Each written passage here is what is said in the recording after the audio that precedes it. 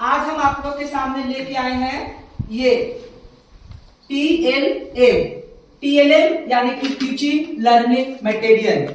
ये teacher students को विषय के टॉपिक को पढ़ाने में सहायक प्रदान करने वाला एक मटेरियल तैयार करते हैं जो कि स्टूडेंट्स के लिए सहायक होता है, उसी को हम लोग कहते हैं टीएलएम।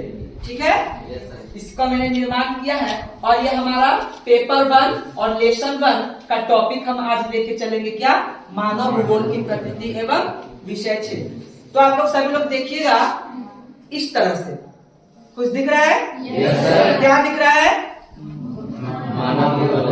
मानव भूगोल। चूंकि हमारा टॉपिक क्या था? मानव भूगोल। समझ में आ रहा है? ये मानव भूगोल। यहाँ हम लोग देखेंगे मानव भूगोल में यहाँ लिखे मानव और यहाँ लिखे हैं प्राकृतिक पर्यावरण। ठीक है, और ये हम कंप्लीट एक पृथ्वी बनाए हैं और पृथ्वी में एक तरफ में क्या है? ये मानव है और दूसरा तरफ में क्या है? पर्यावरण के अलग अलग से कैसा संबंध है? तो पृथ्वी से ये संबंध रखता है और ये जो संबंध है पृथ्वी के अलग अलग पर्यावरणीय दशाओं से इसका संबंध है, यानी रेगिस्तानी, वन वाले इलाके और क्या है? समुद्री इलाका।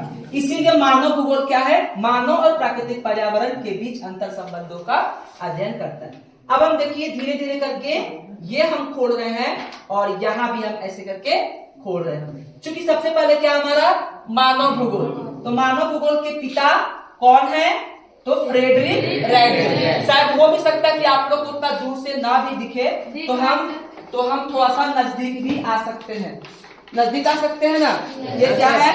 मानव भूगोल के पिता फ्रेडरिक रैगल। और ये जो फ्रेडरिक रैगल है, ये देखो है ना, एक एक करके हम परत को खोलते जाएंगे और नीचे में हम क्या देख रहे हैं? ये कौन थे? जर्मन भूगोलवेत्ता। सबको दिख रहा है ना? कौन थे? जर्मन भूगोलवेत्ता। और ये देखो ये है हमारे फ्रेडरिक रैगल। कौन है? ये है ना? इसी प्रकार से फिर हम आगे देखेंगे। इन्होंने पुस्तक भी लिखी थी मानव भूगोल के संदर्भ में। कौन सी पुस्तक लिखी थी इन्होंने?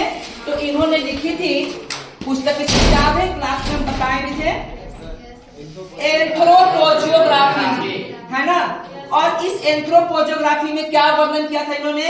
तो सर्वप्रथम मानव और पर्यावरण के बीच अंतर संबंधों के अध्ययन को महत्व प्रदान किया था। इसी पुस्तक में इन्होंने इसकी चर्चा की थी। अब हम आगे देखते हैं मानव भूगोल की परिभाषा। फ्रेडरिक रैगल के अनुसार क्या है? फ्रेडरिक रैगल के अनुसार मानव भूगोल मानव और समाजों के धरातल के बीच में अंतर संबंधों का अध्ययन करता है। फिर हम अगला परिभाषा देखते हैं कुमारी एलेन चर्चिल शेम्पर। इनके अनुसार क्या है? मानव भूगोल क्रियाशील मानव और क्या है? क्रियाशील मानव और पृथ्वी के बीच के परिवर्तनशील संबंधों का अध्ययन करता है। और लास्ट वाला क्या है? Vidal de la Blache. ये फ्रांसीसी भूगोलवेत्ता थे और इन्होंने कहा कि मानव भूगोल पृथ्वी और मानव के मध्य अंतर संबंधों का एक पारस्परिक अध्ययन है।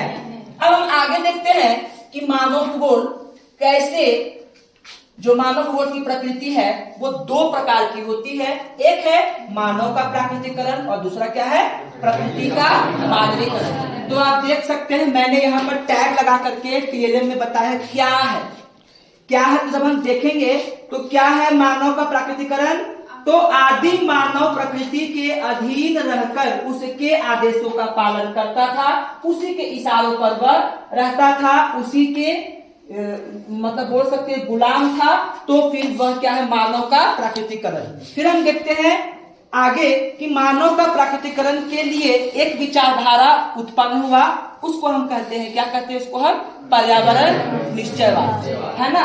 और पर्यावरण निश्चयवाद क्या है? तो पर्यावरण निश्चयवाद पर्यावरण के अधीन मानव का रहना और उसके इशारों पर उसका गतिविधि या क्रियाकलाप का काम किया जाना, ये सब क्या है?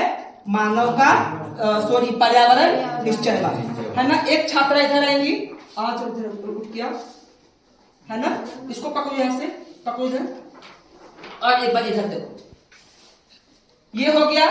अब मानव का प्राकृतिकरण के अंतर्गत हम देखते हैं, क्या देखते हैं? इसका जनक कौन था? तो हम क्लास में पहले बताए थे, कौन था बताओ? निश्चयवाद का जनक कौन है? फ्रेडरिक वेरी गुड, है ना। और फिर हम देख रहे हैं उसकी जो शिष्या थी उन्होंने भी पर्यावरण निश्चयवाद के संदर्भ में कहा था। ये देखिए, ये है शिष्या, ये अमेरिकी भूगोलवेत्ता थी। सबको दिख रहा है फोटो? है ना। उधर वाले को भी थोड़ा सा मूव कर दो, उधर वाले को भी पूरा से घूमो, देखो दिख रहा है ना, एलन सेम्पल। और इन्होंने क्या कहा था? इन्होंने इस संदर्भ में कथन दिया था कि मानव जो है वो पृथ्वी तल या भूतल का क्या है? ऊपर। तो दूसरा जो विचारधारा था, यानी कि दूसरा प्रकृति का मानवीकरण, ये क्या है? तो इसमें अब हम देखेंगे कि मानव ने प्रकृति को अपने वश में कर लिया और वह तरह तरह के वैज्ञानिक आविष्कार करके फिर वो प्रकृति को अपने इशारों पर नचाने लगा। तो इसी को कहते हैं प्रकृति का मानवीकरण। इसमें हम देखेंगे इसमें कौन सा विचारधारा आया था। तो इसमें आया था सबसे पहला संभववाद। संभववाद क्या है? तो संभववाद मानव का प्रकृति से या प्रकृति से मिली हुई वस्तुओं में जो चयन करते हैं और छांट करके और उसका अपने विवेक के अनुसार उपयोग करना ही क्या है? संभववाद। फिर हम आगे देखते हैं, संभववाद शब्द का सबसे पहला प्रयोग किसने किया था? बताओ किसने किया था? भूल गए? हाँ, वेरी गुड, फ्रांसीसी इतिहासकार लुशियन फैब्रे, है ना। देखो उनका पुस्तक में, देखो यहाँ पर फोटो दिख रहा है सबको, है ना। और इन्होंने भी एक पुस्तक लिखी थी। कौन सा पुस्तक लिखा था बताओ? इन्होंने लिखा था भौगोलिक, क्या लिखा था? इतिहास का भौगोलिक परिचय, है ना। थोड़ा सा नजदीक ले जाओ, सबको दिखाओ, इतिहास का क्या है? भौगोलिक परिचय। ये हो गया। अब संभववाद के पिता कौन है? तो देखो यहाँ पर wider D Laplace, very good, wider D Laplace. देखो ये है वाइडर डी लाप्लास, सबको दिख रहा है। और फिर इन्होंने भी, ये वाइडर डी लाप्लास है। अब इसके बाद में जो दूसरा विचारधारा आया वह आया नव निश्चयवाद, रुको और जाओ नियतिवाद। इसी को हम कहते हैं वैज्ञानिक निश्चयवाद भी। और यह क्या कहता है? यह कहता है, देखो यह क्या कहता है? यह कहता है कि मानव ट्रैफिक पुलिस की तरह देश के विकास की गति को अधिक, कम या रोक सकता है। यानी कि मानव अपने विवेक का प्रयोग करके प्रकृति से मिली हुई वस्तुओं का प्रयोग करता है, उसे हम कहते हैं रुको और जाओ नियतिवाद। इसके पिता कौन है? इस नियम को बताने वाले सबसे पहले कौन थे? Griffith Taylor. Very good, Griffith Taylor. एक बार उसके लिए ताली बताओ सब लोग। और ग्रिफिथ टेलर जो है, ये देखो यही ग्रिफिथ टेलर है ना। इन्होंने भी एक पुस्तक लिखा था। इनकी लिखी हुई पुस्तक बताओ, अभी कौन ताली का हकदार बनेगा? इनकी लिखी हुई पुस्तक बताओ, भूल गए? जरा पढ़ के बताना, नजदीक से देखो कौन है, बताओ कौन है? Geographical introduction to history. नहीं, 20वीं सदी का भूगोल या 20वीं सदी में भूगोल। तो इस प्रकार से हमारा ये टीएलएम का ये आज का टॉपिक था। जब बैठ जाओ, ये टॉपिक था। और चूंकि ये क्लास में पहले भी बता चुके थे, क्लास में बताए थे ना सबको। और ये आज उसी का हम टीएलएम के द्वारा आप लोगों का जस्ट रिवाइज किए हैं। आप लोग अगर चाहें तो क्लास के बाद में भी इसको अच्छे से देख सकते हैं, क्योंकि इसको क्लास में हम क्या करेंगे, इसको हम एक जगह में ज्योग्राफी का जो लैब है वहां पर इसको रख देंगे, जहां पर भूगोल की अन्य सामग्रियां है, वहां पर आप लोग इसको देख सकते हैं, समझ सकते हैं ना।